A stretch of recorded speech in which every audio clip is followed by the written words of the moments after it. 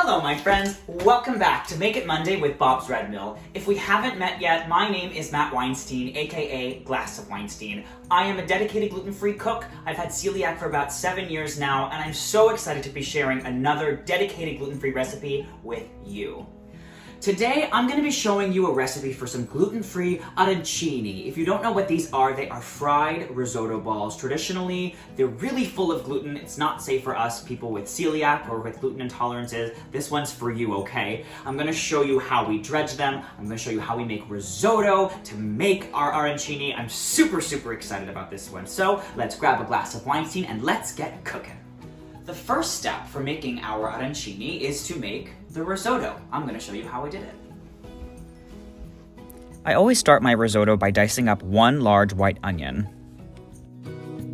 Cut the butts off, slice it in half, go long ways, flip it, go the other way, perfect dice every time.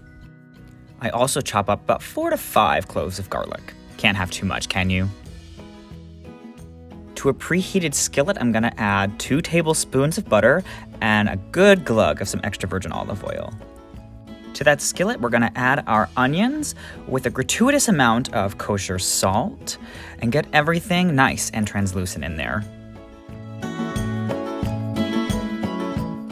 While that's going, I've got some stock heating up till it's nice and warm. You can use whatever kind of stock you'd like.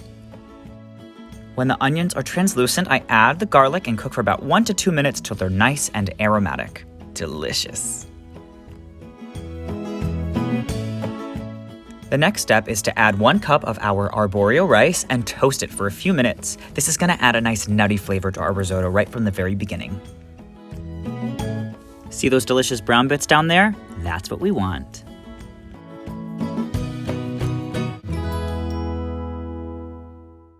Without getting too carried away, our next step is to add 1/4 cup of white wine to our risotto.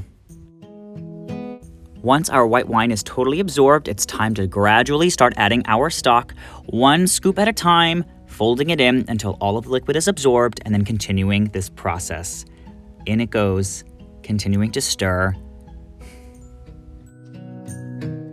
Your arm might get a little tired, but keep it up, you're doing great. It's good to have a little company while you're doing this. Just don't let the wine distract you too much. Risotto definitely takes some patience. The arborio rice slowly releases its starches the more stock that you add and releases its natural creaminess. You'll know your risotto is ready when it's nice and tender with a little bit of bite still in the middle.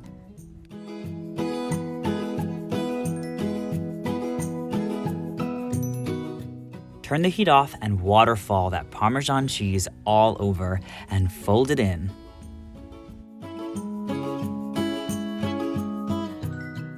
Look at that. Store in the refrigerator for several hours until you're ready to get them rolling. And there you have it. I've had my risotto chilling in the fridge for a few hours. It's essential that you let it get really cold. That way, when it fries, it helps hold its shape a little better. And all of that Parmesan cheese that we also added is also gonna help to keep it together. Speaking of cheese, did I mention that these are gonna be stuffed with mozzarella? I'm so excited about this. Let's start putting together our risotto balls. So we're gonna be doing a simple dredging process here. I've got a few eggs. I'm gonna beat them together. And instead of doing a traditional breadcrumb coating, I'm gonna be twice dipping in some chickpea flour from Bob's Red Mill. It's gonna create a really delicious crust that I'm really excited about. And if we need more eggs later, we can always just crack them and get them together later. Before I start my dredging, I just forgot to season. How could I? Gotta put a little bit of salt into our chickpea flour and into our eggs. I think there's lots of flavor already in our risotto, but you don't want to miss a single step. Just give everything a simple little mixy-roo. All right, let's get started. I've got some cold water here. That is just to help the risotto from sticking to my hands. I'm gonna try and eyeball the amount that I want. Get our mozzarella in here. It's almost like doing a stuffed burger. So you want to grab 1 handful, put the mozzarella in the middle, And then just meet it with a little more risotto on the side until it kind of looks something like this. We're gonna get it into, oh, I'm so excited. We're gonna get it into our dry mixture. Get it nice and coated. Get it into your egg mixture. Let's go back one more time into our chickpea mix.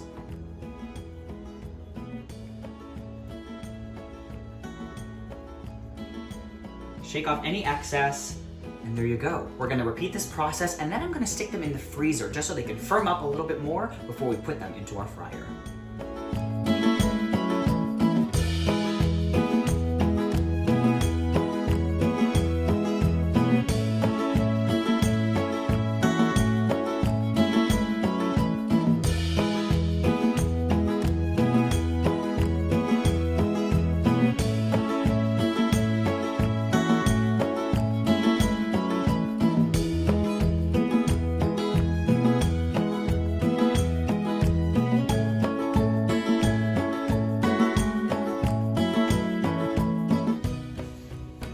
All done, time to go in the freezer. Look at these. These have been chilling in the freezer for about 15 minutes just to help them all solidify so that when we drop them in the fryer, they hold their shape. We've got some corn oil going over here. It's been heating for a while. It should be nice and ready to go. I'm just gonna carefully get these in here. I actually might, let's use some safety. I'm gonna use my spider to do this.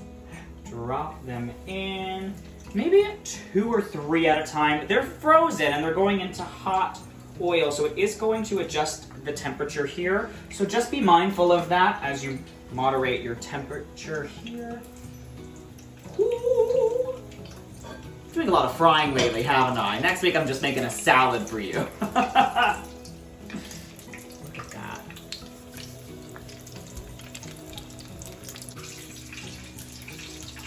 Oh my god.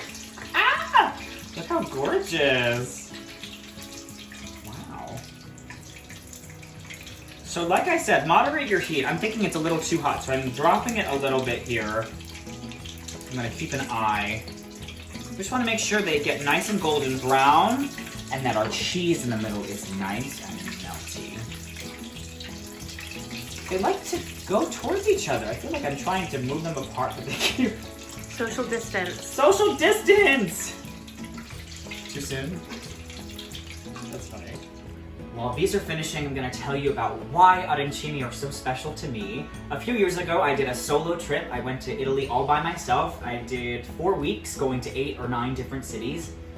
While I was in Milan, there was this dedicated gluten-free bakery I found called Glue Free, and they had these arancini there as well as baguettes and little rolls and little pizzettes, these little pizzas. And I would go to the park with my gluten-free things and my arancini, and I would just eat them and just soak in this incredible experience that I was on. All right, it's been about 8 to 10 minutes, somewhere in between there. I'm gonna pull these bad boys out. I got some paper towel over here. It's got nice and golden brown. Well, I guess you can see where the onions are, the little more browned bits, because onions have a natural sweetness in them, so I'm sure they got a little bit crispier from the oil. Let's do our next batch. So excited about these. I love the sound when something goes right into the fryer for the first time. Ah, ASMR. I love frying things. 2 at a time, 8 to 10 minutes, round 2, let's go.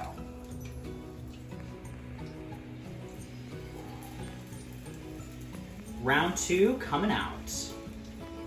Wow! These are so... You can really smell the garlic and the Parmesan coming through these.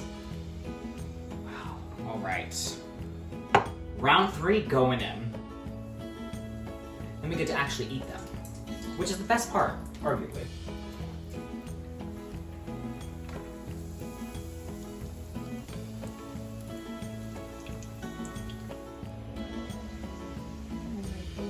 You see the little garlic trying to poke out.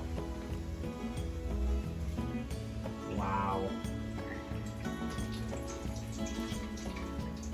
This one's really cute. A little smaller than the others. The runt of the litter. I'm ready to dig in. Let's do it.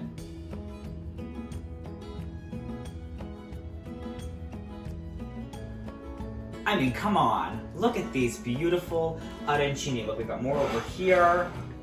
Enough for the whole familia. Thank you so much for joining me for this Make It Monday with Bob's Red Mill. Once again, I'm Matt Weinstein, aka Glass of Weinstein. You can find me here on Instagram and also on TikTok, Facebook, and YouTube. Thank you so much. Let's give this a try.